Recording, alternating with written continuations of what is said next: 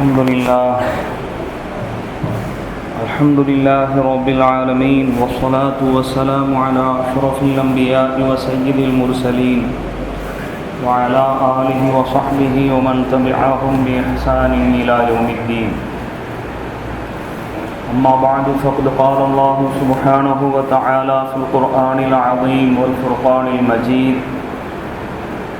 إن أول بيت وضع للناس للذي ببكة مباركا وهدى للعالمين. وقال رسول الله صلى الله عليه وسلم: ما بين بيتي ومنبري روضة من رياض الجنة. صدق الله مولانا العظيم وصدق رسوله النبي الكريم. اللهم ألهمنا مراشد أمورنا وأعذنا من شرور أنفسنا ومن سيئات أعمالنا. رب اشرح لي صدري ويسر لي أمري واحلل عقدة من لساني يفقه قولي. سبحانك لا علم لنا إلا ما علمتنا إنك أنت العليم الحكيم.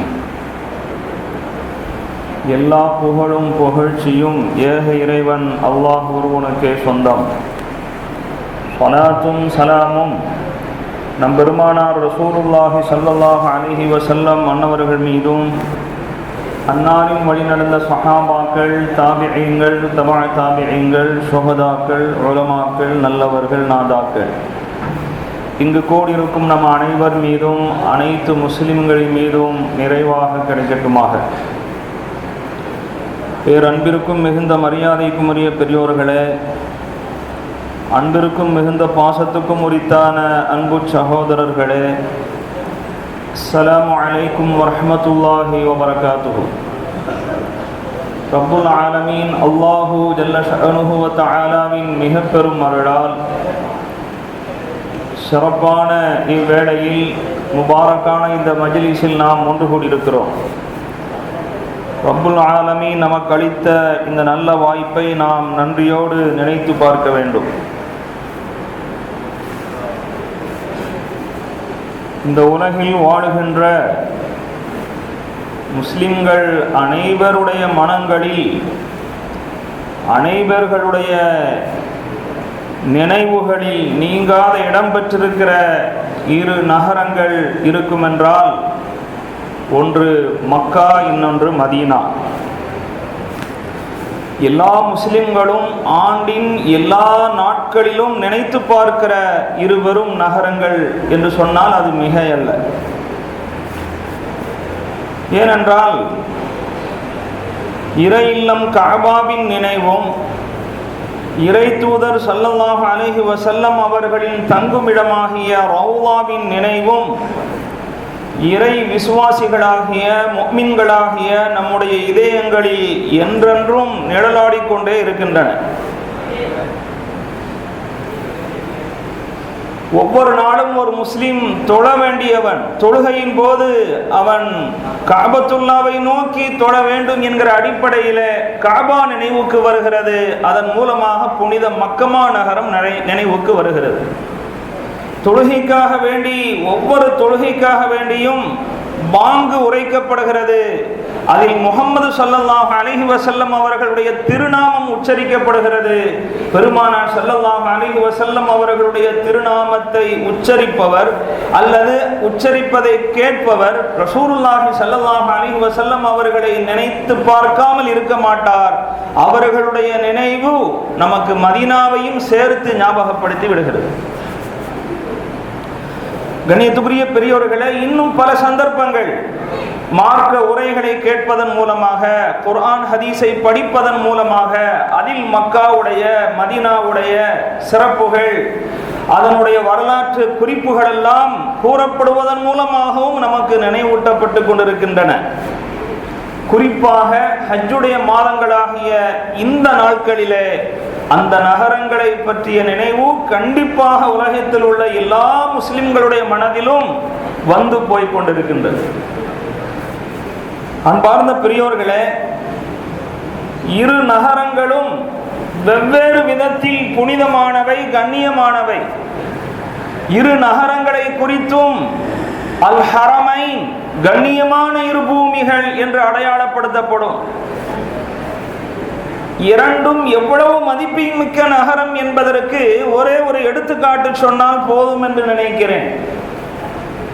Saudi Arabia அந்த நாட்டை ஆளக்கூடிய மன்னர் தன்னை காதிமுல் ஹரமைனி ஷரீஃபைன், சிறப்பு வாய்ந்த இரு ஹரம்களுடைய ஊழியன் என்று தங்களை அடையாளப்படுத்திக் கொள்வதை பெருமையாக நினைக்கிறார். எவ்வளவு உயர் பதவி வகிக்கக்கூடியவர்கள் அவர்கள் தங்களை தங்களுடைய பெயருக்கு கீழே தனக்காக ஒரு அடையாளமாக எதை போட்டுக் கொள்கிறார்கள், பட்டமாக எதை போட்டுக் கொள்கிறார்கள் என்றால் காதிமுல் ஹரமைனி ஷரீஃபைன், சிறப்பு வாய்ந்த இரு ஹரம்கள். மக்கா ஒரு ஹரம், மதீனா ஒரு ஹரம். இந்த இரு பெரும் நகரங்களுக்கும் ஊழியம் செய்பவன், பணிவிடை செய்பவன் என்று தங்களுடைய பெயருக்கு கீழே போட்டுக் கொள்வதை பெருமையாக நினைக்கிறார்கள். அதில் தனக்கு மதிப்பு இருப்பதாக கருதுகிறார்கள் என்றால் அந்த இரு பெரும் நகரங்களுடைய கண்ணியமும் மதிப்பும் எவ்வளவு உயர்ந்தது என்பதை இந்த ஒரு விஷயத்தில் இருந்து நாம் புரிந்து கொள்ளலாம்.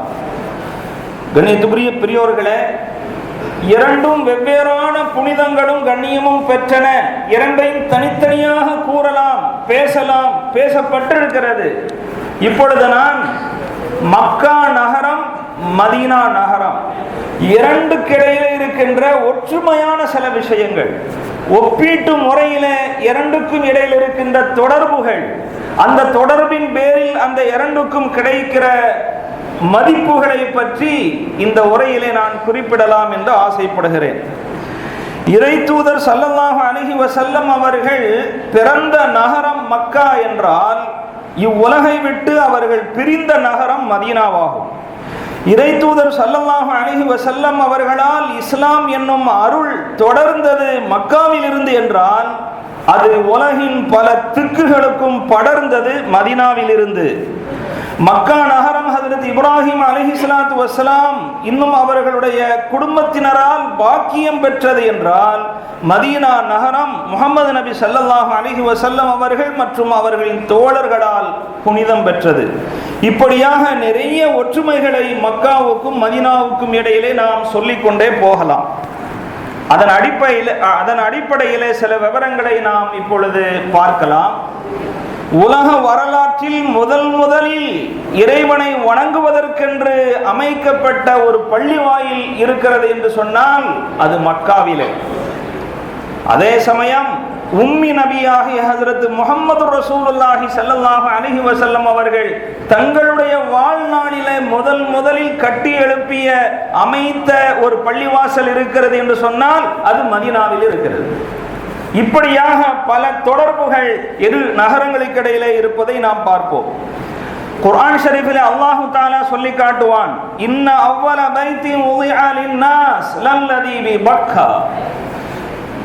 இந்த உலகத்திலே மனிதர்கள் வணங்குவதற்காக வேண்டி அமைக்கப்பட்ட ஆலயங்களில் முதல் ஆலயம் மக்காவில் இருக்கின்ற கஅபாவை சுற்றிய அந்த பள்ளிவாசல்.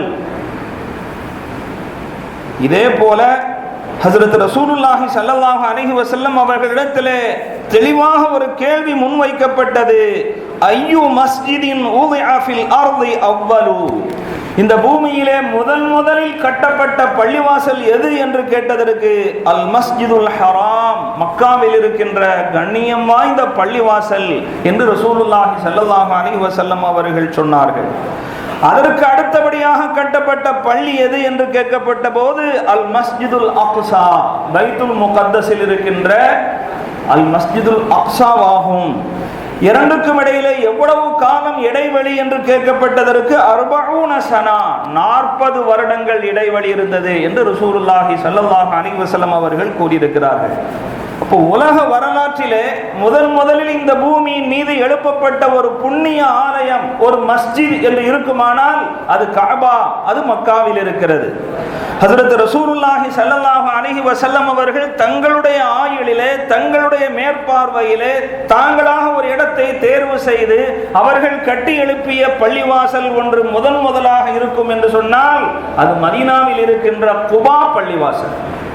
அந்த குபா பள்ளிவாசனுடைய சிறப்பை குறித்தும் லமஸ்ஜிதுன் உஸ்ஸிஸ அலத் தக்வா, இறைவனுடைய பயத்தின் மீது கட்டி எழுப்பப்பட்ட பள்ளிவாசல், இறைவனுடைய அச்சத்தை அடிப்படையாக கொண்டு மன தூய்மையோடு கட்டி எழுப்பப்பட்ட பள்ளிவாசல் அந்த குபா பள்ளிவாசல் என்று அல்லாஹு தஆலா குர்ஆன் ஷரீஃபில் அதை சிறப்புப்படுத்தி சொல்லுவான். அதனால் தானோ என்னவோ இந்த மக்காவில் இருக்கிற பள்ளி உலக வரலாற்றில் முதல் பள்ளி, மதீனாவில் இருக்கிற குபா பள்ளி முஹம்மது ஸல்லல்லாஹு அலைஹி வஸல்லம் அவர்களுடைய வரலாற்றில் முதலில் கட்டப்பட்ட பள்ளி என்கிற ஒரு தொடர்பு இருக்கிறது என்கிற அடிப்படையினாலோ என்னவோ ரசூலுல்லாஹி ஸல்லல்லாஹு அலைஹி வஸல்லம் அவர்கள் சொல்வார்கள், குபா பள்ளிவாசலுக்கு சென்று 2 ரக்அத் நஃபில் தொழுதால் ஒரு உம்ரா செய்தது போன்ற நன்மை கிடைக்கிறது.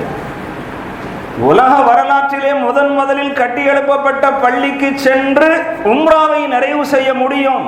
ஆனால் மதீனாவில் தங்கியிருப்பவர்கள் மதீனாவில் இருந்து கொண்டு உம்ராவுடைய நன்மையை பெறுவதற்கு ஹஜ்ரத் ரசூலுல்லாஹி ஸல்லல்லாஹு அலைஹி வஸல்லம் அவர்கள் சொன்ன வழி ஸலாத்தும் ஃபீ மஸ்ஜிதி குபா கஉம்ரத்தி, மஸ்ஜித் குபாவில் தொழப்படும் 2 ரக்அத் தொழுகை என்பது ஒரு உம்ராவுக்கு சமமான நன்மையை பெற்றுத்தரும் என்று சொன்னார்கள். சொன்னது மட்டுமல்ல, ஹஜ்ரத் ரசூலுல்லாஹி ஸல்லல்லாஹு அலைஹி வஸல்லம் அவர்கள் வாரந்தோறும் மஸ்ஜிது நபவி என்பது மதீனாவுடைய முக்கியமான மிக மெயினான பள்ளிவாசல், ரசூலுல்லாஹி ஸல்லல்லாஹு அலைஹி வஸல்லம் அவர்கள் அடங்கி இருக்கிற அந்த ரவுலாவை சுற்றிலும் இருக்கக்கூடிய பள்ளிவாசல்.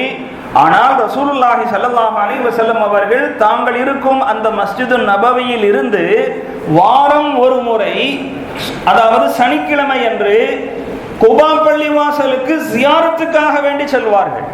அங்கு சென்று தொழுதுவிட்டு வருவதற்காக போவார்கள். பெருமானார் ஸல்லல்லாஹு அலைஹி வஸல்லம் அவர்கள் அவ்வளவு முக்கியத்துவம் கொடுத்திருக்கிறார்கள்.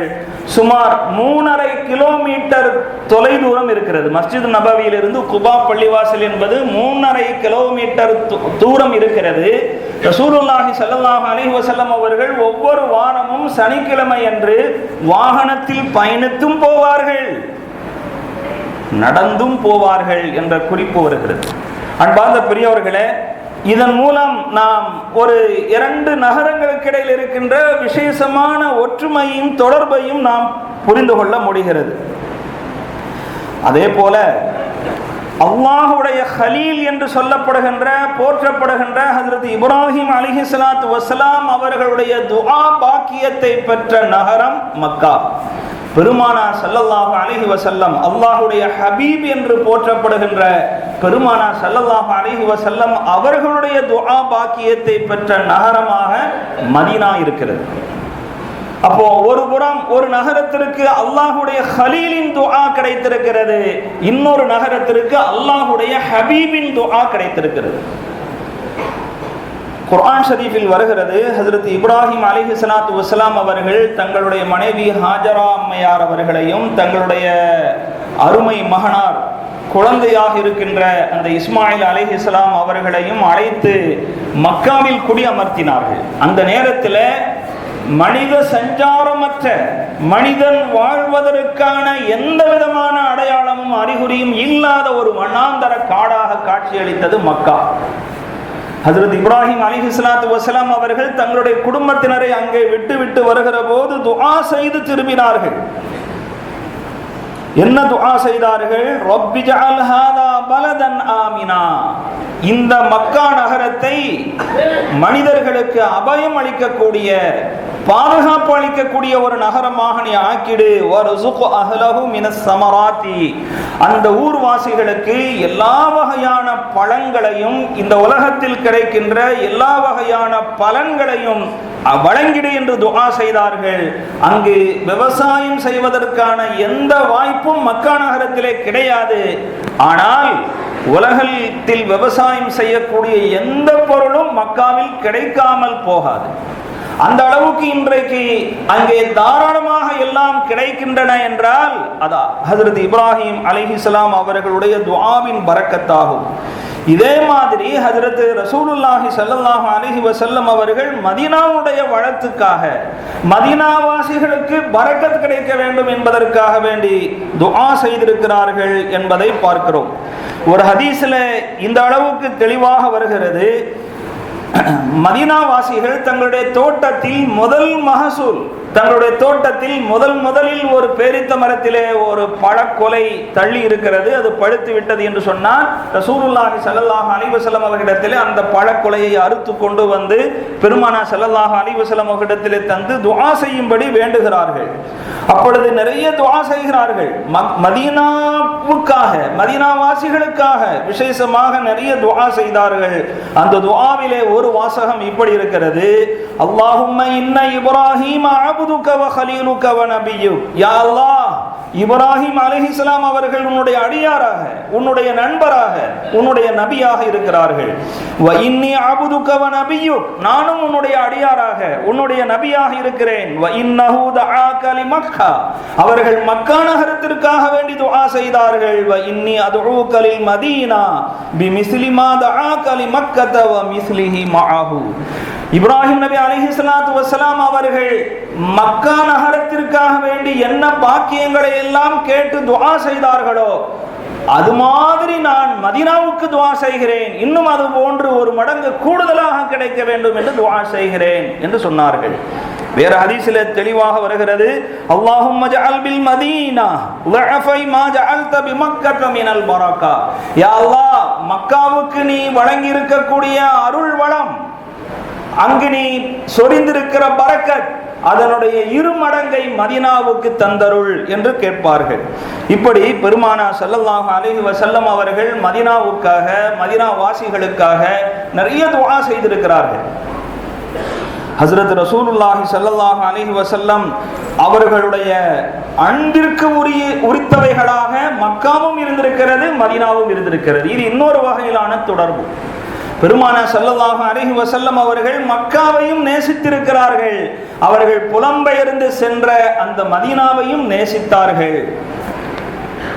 மக்காவை துறந்து மதீனாவுக்கு ஹிஜ்ரத் செய்துதான் ஆக வேண்டும் என்கிற சூழ்நிலை வருகிற போது இதுவரையிலும் தான் வாழ்ந்த தன்னுடைய பிறந்த நாடாக இருக்கின்ற அந்த மக்காவை நோக்கி பெருமானார் ஸல்லல்லாஹு அலைஹி வஸல்லம் அவர்கள் புலம்புகிறார்கள்.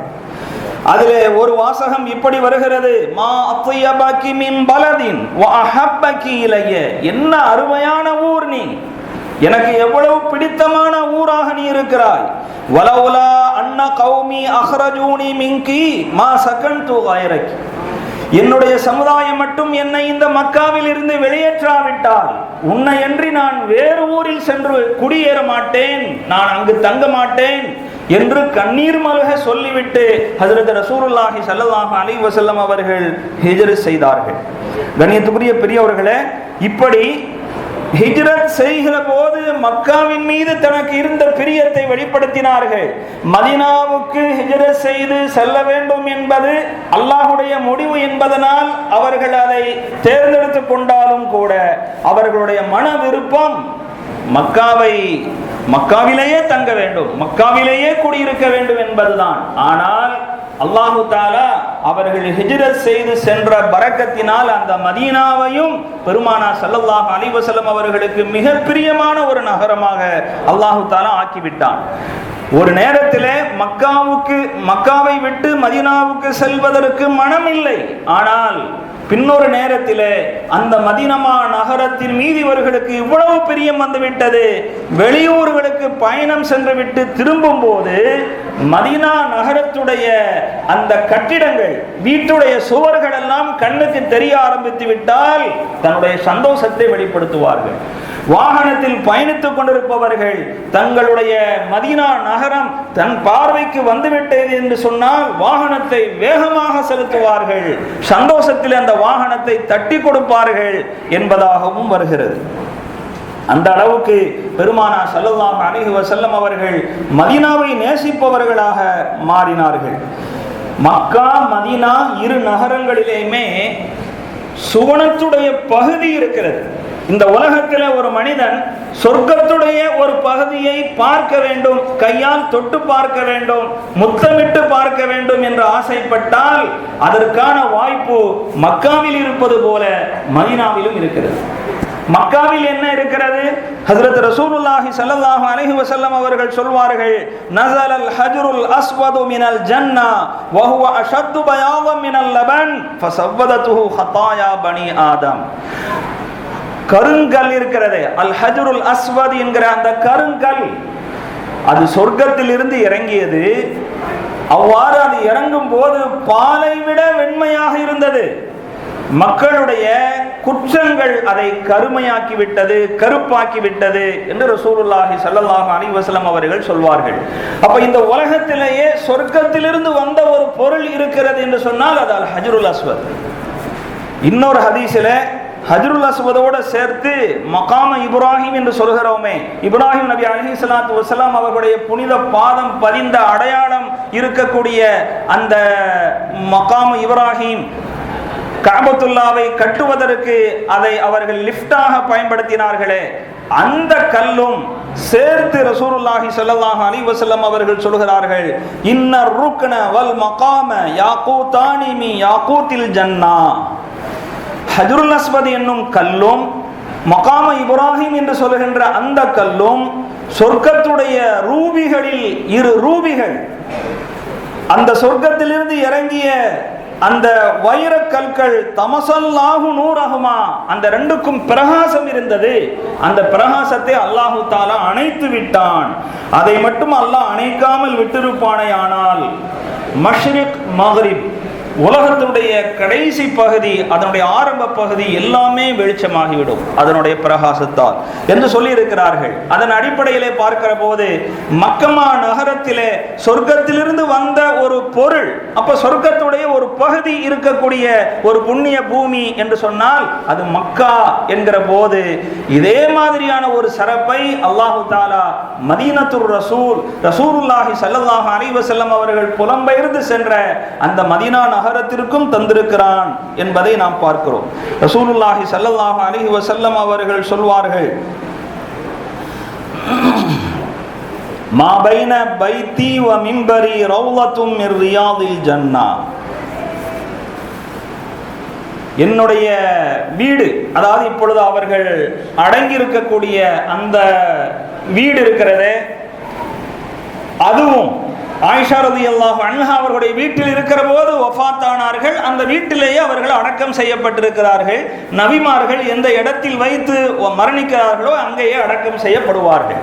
பள்ளியில் இருந்து சற்று இடைவெளியோடு அந்த காலத்தில் இருந்தது வீடு. இப்பொழுது பள்ளியினுடைய விரிவாக்கத்தின் மூலமாக பள்ளிக்குள் ஒரு பகுதியாக ரசூலுல்லாஹி ஸல்லல்லாஹு அலைஹி வஸல்லம் அவர்களுடைய அடக்கஸ்தலம் உள்ளடங்கி இருக்கிறது. கண்ணியத்துக்குரிய பெரியோர்களே, பெருமானார் ஸல்லல்லாஹு அலைஹி வஸல்லம் அவர்கள் தங்களுடைய பள்ளியிலே மிம்பரில் நின்று மக்களுக்கு பிரசங்கம் செய்வார்கள் அல்லவா, அந்த மிம்பர் இன்னும் அப்படியே பாதுகாத்து வைத்திருக்கிறார்கள். அந்த மிம்பருக்கும் பெருமானார் ஸல்லல்லாஹு அலைஹி வஸல்லம் அவர்கள் அடங்கி இருக்கக்கூடிய அந்த பகுதிக்கும் இடைப்பட்ட ஏரியா ரௌலத்தும் மிர் ரியாதில் ஜன்னா, சொர்க்கத்துடைய பூங்காக்களில் ஒரு பூங்கா என்று சொன்னார்கள். இன்னும் ஹஜ்ஜுக்கு உம்ராவுக்கு செல்லக்கூடியவர்களுக்கு தெரியும், அங்கே ஜியாராவுக்கு சென்றால் மற்ற இடங்களில் இருந்து சற்று வித்தியாசமான கார்பெட் விரிப்புகள் அந்த இடத்திற்கு போட்டு அடையாளப்படுத்தப்பட்டிருக்கிறது. எல்லா நேரங்களிலும் முஃமின்கள் முஸ்லிம்கள் அந்த இடத்தை மொய்த்து கொண்டிருப்பார்கள். அங்கே நின்று வணங்குவதை தங்களுக்கு பாக்கியமாக கருதுவார்கள். ரௌலத்தும் மிர் ரியாதில் ஜன்னா என்று பெருமானார் ஸல்லல்லாஹு அலைஹி வஸல்லம் அவர்கள் அந்த இடத்தை குறித்து சொன்னதற்கு பல விளக்கங்கள் இருக்கின்றன. அதில் ஒரு விளக்கம் என்னவென்று சொன்னால், இந்த இடம் அப்படியே பெயர்த்தெடுக்கப்பட்டு சொர்க்கத்தின் ஒரு பகுதியாக இணைக்கப்படும் என்ற கருத்து இருக்கிறது. அதைத்தான் ரசூலுல்லாஹி ஸல்லல்லாஹு அலைஹி வஸல்லம் அவர்கள் இப்படி கூறுகிறார்கள் என்று ஹதீஸ் கரை வல்லுநர்கள் விளக்கம் நமக்கு தருவார்கள். அதன்படி பார்க்கிற போது மக்காவில் இருக்கிற சோனத்து பகுதி என்பது ஏற்கனவே சோனத்தில் இருந்து இங்கே வந்தது. மதீனாவில் இருக்கிற சொர்க்கத்தின் பகுதி என்பது பின்னொரு நாள் அது சொர்க்கத்திற்கு போக இருக்கிறது. ஆக சொர்க்கத்தினுடைய இரு பகுதிகளில் ஒன்று மக்காவில் கிடைக்கிறது, இன்னொன்று மதீனாவில் கிடைக்கிறது. கண்ணியத்துக்குரிய பெரியோர்களே, நாம் மரணிப்பதற்கு முன்பும் சரி மரணித்ததற்கு பிறகும் சரி தங்குவதற்கு மிக ஏற்றமான ஒரு இடம், நாம் அதிகம் பிரியப்பட வேண்டிய ஒரு இடம் எது என்று சொன்னால் மக்காவும் மதீனாவும்.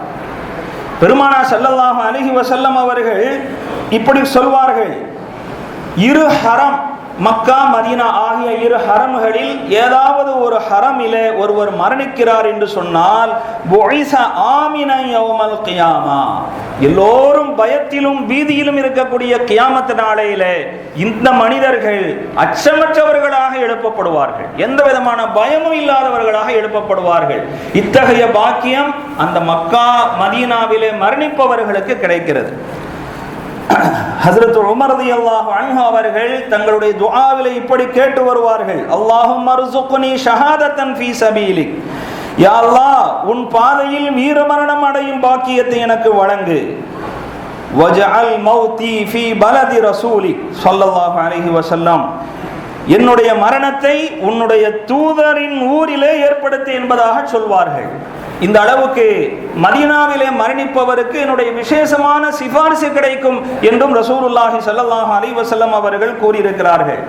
இரு இடங்களுமே அங்கே இருந்து வணக்கங்களில் ஈடுபடுகிற போது நிறைய நன்மைகள் கிடைக்கும் என்கிற காரணத்தினால் நம்முடைய ஹயாத் காலத்திலும் அங்கே சென்று தங்குவது சிறப்பு, மரணித்ததற்கு பிறகும் அங்கே அடக்கம் செய்யப்படுவது சிறப்பு என்கிற விதத்திலும் இரு நகரங்களும் ஒற்றுமை பெற்றிருக்கின்றன. அன்பார்ந்த பெரியவர்களே, இதே போன்று இன்னும் பல்வேறு வகையான சிறப்புகளையும் மகிமைகளையும் உள்ளடக்கிய இரு பெரும் நகரங்களாக இந்த மக்கா மதீனா அமைந்திருக்கிறது. ஹஜ்ரத் இப்ராஹிம் அலைஹிஸ்ஸலாத்து வஸ்ஸலாம் அவர்கள் அல்லது அவர்களுடைய குடும்பத்தினர்களால் புலம்பெயர்ந்து செல்வதற்கு தேர்ந்தெடுக்கப்பட்ட நகரமாக மக்கா இருக்கிறது. ரசூலுல்லாஹி ஸல்லல்லாஹு அலைஹி வஸல்லம் அவர்களால் ஹிஜ்ரத் செய்து செல்வதற்கு தேர்ந்தெடுக்கப்பட்ட நகரமாக மதீனா அமைந்திருக்கிறது. இரு ஊர்களிலுமே நோய் நிவாரணியாக சில விசேஷமான அற்புதமான பொருட்கள் இருக்கிறது. மக்காவில் ஜம்சம் கிடைக்கிறது, மதீனாவில் அஜுவா என்னும் பேரித்தம்பளம் கிடைக்கிறது. இரண்டிலேயுமே நோய் நிவாரணி இருக்கிறது என்பது ஹதீஸின் மூலமாக நிரூபணமான விஷயம். இது மாதிரி இன்னும் நிறைய நாம் அடுக்கிக் கொண்டே போகலாம். ஹஜ்ரத் ரசூலுல்லாஹி ஸல்லல்லாஹு அலைஹி வஸல்லம் அவர்களிடத்தில் காதில் விழும்படியாக நேருக்கு நேர் சலாம் சொல்லி நாம் ஆனந்தம் அடையக்கூடிய பாக்கியம் மதீனாவில் கிடைக்கிறது. அல்லாஹு தஆலாவுடைய கையை பிடித்து முசாஃபஹா செய்தது போன்றதோர் ஒரு மகிழ்ச்சியும் சிறப்பும் மக்காவில் கிடைக்கிறது. ஹஜ்ருல் அஸ்வத் என்பது அல்லாஹ்வுடைய வலதுகரம் போல, அதன் மூலம் அல்லாஹ் அடியார்களிடையே முசாஃபஹா செய்கிறான் என்று சொல்வார்கள் ஹஜ்ரத் இப்னு அப்பாஸ் ரலியல்லாஹு அன்ஹுமா அவர்கள். இப்படி நிறைய சிறப்புகளிலே இரு நகரங்களும் ஒன்றுபட்டவைகளாக இருக்கின்றன. நான் கடந்த வாரத்தில் சொன்னது போல ஹஜ் அல்லது உம்ரா என்னும் புனித பயணத்தின் மூலமாக இத்தகைய ஒரு புனிதம் மிக்க இரு நகரங்களுக்கு நாம் செல்லக்கூடிய வாய்ப்பை பெறுகிறோம். அதை முழுமையாக தெரிந்தவர்கள் தன்னுடைய ஆயுளிலே இப்படிப்பட்ட ஒரு பாக்கியம் கிடைக்காமல் யா அல்லாஹ் என்னை மௌத்தாக்கி விடாத என்று துஆ செய்து கொண்டே இருப்பார்கள். அப்படிப்பட்ட ஆவலும் ஆசையும் நமக்கும் ஏற்பட வேண்டும். அல்லாஹ் தஆலா அந்த சிறப்பு வாய்ந்த பாக்கியத்தை நமக்கும் நம்முடைய சந்ததியினர்களுக்கும் தந்தரும் புரிவானாக. வாஹிர் தஅவானா அல்ஹம்துலில்லாஹி ரப்பில் ஆலமீன். அஸ்ஸலாமு அலைக்கும் வரஹ்மத்துல்லாஹி வபரகாத்துஹு.